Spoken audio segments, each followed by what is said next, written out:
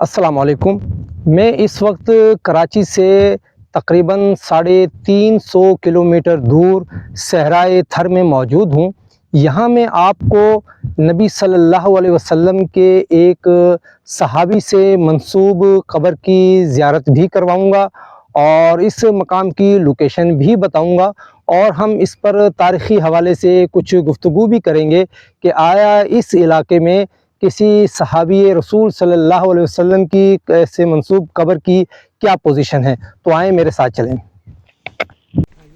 ये देखें, मैं आपको यहाँ से भी इसकी लोकेशन दिखा रहा हूँ। हम यहाँ से आए हैं, ये सामने से रास्ता इस तरह से आता है और ये देखें आपको बोर्ड ऐसे नज़र आएगा यहाँ पर। ये तो बाकायदा हाईवे वालों ने लगाया हुआ है, असहाबे सिगोरो। सिगोरो कहते हैं पाक को सिंधी ज़बान में ना। और ये चीज़ भी इसमें सारी लिखी हुई है, ये सारी मेंशन की हुई है। और ये रास्ता सीधा जो जा रहा है ना आपको, ये सीधा उस पर कब्र पे जाएगा और ये सीधा उमरकोट की तरफ रास्ता जा रहा है। तो ये जो लोग आना चाहें तो उनके लिए लोकेशन है ये देखें, ये सारा सहराई इलाका है और आप दूर तक ये देख सकते हैं। ये सारा ये सहराई। और मैं आपको पहले लोकेशन ज़रा बता दूं कि ज़िला मीरपुर ख़ास का आखिरी मैदानी इलाका नौकोट कहलाता है।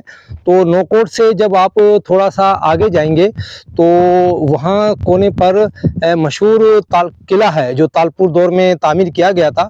उस किले के बराबर से एक बेहतरीन सड़क निकलती है जो उमरकोट की तरफ जाती है। आप किसी से पूछेंगे भी तो आपको बता दिया जाएगा कि भाई ये नौकोट सड़क है, उमरकोट सड़क जाती है। उस पर थोड़ा सा आगे जाएंगे तो कोने के ऊपर ही बोर्ड लगा हुआ है असहाबो सिगोरो। तो वो जो है मतलब असहाब जो है सिंधी में मतलब सहाबा के हवाले से ये लफ्ज़ आता है। तो वहीं पर इनकी जो कब्र मुबारक है, तो यहाँ आप आ सकते हैं। ये सामने आपको जो एक चार दीवारी सी नज़र आ रही है, इसमें वो कब्र है जो सहाबी रसूल सल्लल्लाहु अलैहि वसल्लम से मंसूब है। पहले मैं आपको कब्र की ज़ियारत करा दूँ ताकि आप में से अगर कोई दुआ भी करना चाहे तो या गायबाना तौर पर दुआ भी कर ले। और फिर मैं कुछ तारीख़ के हवाले से भी बात करूँगा। ये अब हम अंदर दाखिल हो गए हैं। यहाँ जूते उतार देते हैं। बिस्मिल्लाहिर्रहमानिर्रहीम। ये देखें, ये है उस दौर के रिवाज के मुताबिक एक लंबी कब्र है और इस तरह से बनी हुई है। मैं करीब जाकर भी आप लोगों को दिखाता हूँ। ये देखें,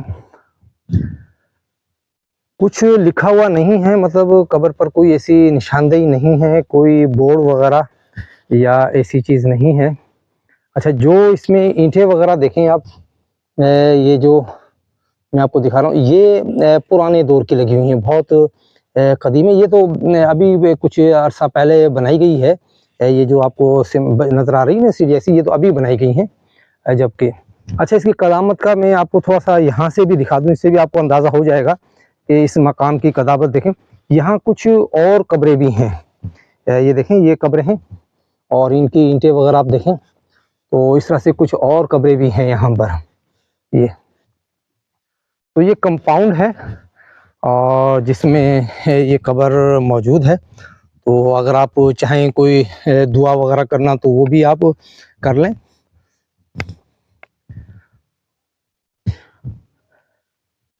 हम बाहर जाकर तारीख़ के हवाले से बात करेंगे।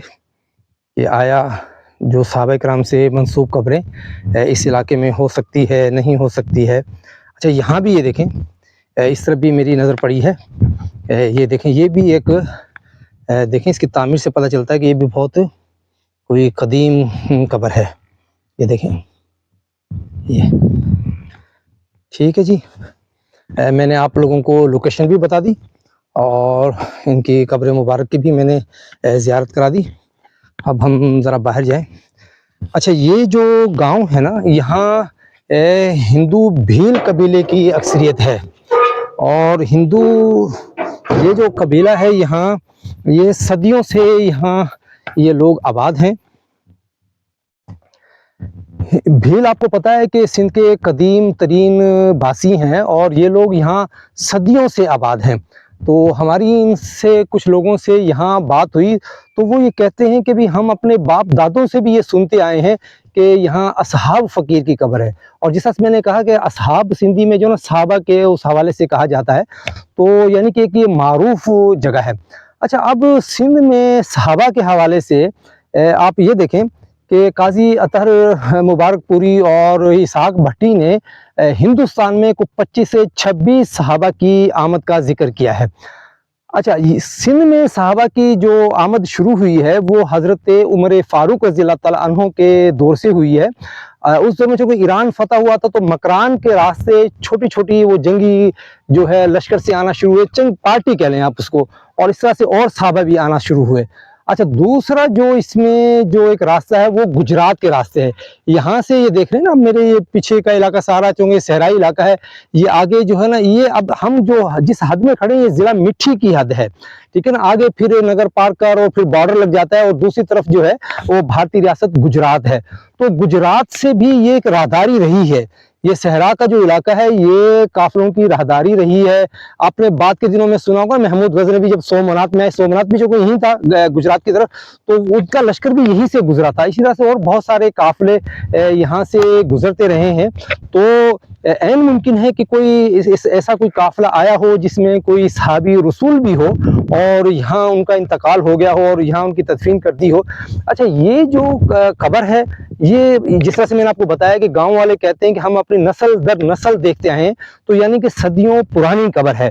तो अब ज़ाहिर जो है कुछ अरसे से इस तरह से हुई है कि यहाँ देखिए तारीख़ में कोई ज़िक्र नहीं है, लेकिन बहुत सारे ऐसे लोग जिनका कशफ से या जो ज़िक्र व अज़कार से या तसव्वुफ़ से दिलचस्पी है, वो लोग इस तरफ आते हैं, तो यानी कि उन्हें कशिश महसूस होती है। वो ये उनका कहना ये है कि ये सहाबी रसूल सल्लल्लाहु अलैहि वसल्लम की कब्र है, लेकिन लाज़िमन तारीख़ी तौर पर हम नहीं कह सकते, ठीक है ना।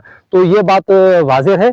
तो आज मैंने आपको एक बहुत ही अहम मकाम की ज़ियारत कराई है। मज़ीद इस पर हम तहकीक कर रहे हैं, कोई ऐसी तहकीकी बात सामने आएगी तो मैं ज़रूर आपके साथ शेयर करूँगा। अच्छा, अब यहाँ पर जो है एक मस्जिद भी छोटी सी बना दी गई है। ये मैं आपको मस्जिद दिखा दूँ, ये देखें, ये छोटी सी मस्जिद है, सहराई इलाका है, छोटी सी एक मस्जिद भी यहाँ बना दी गई है। इमाम साहब का यहाँ तकर्रुर भी हो गया है। उम्मीद है आपको ये हमारा एक रूहानी व्लॉग पसंद आया होगा। तो इंशाल्लाह एक और किसी व्लॉग के साथ मैं बहुत जल्द हाजिर होऊंगा। बहुत शुक्रिया। वीडियो अच्छी लगे तो चैनल सब्सक्राइब ज़रूर कीजिएगा।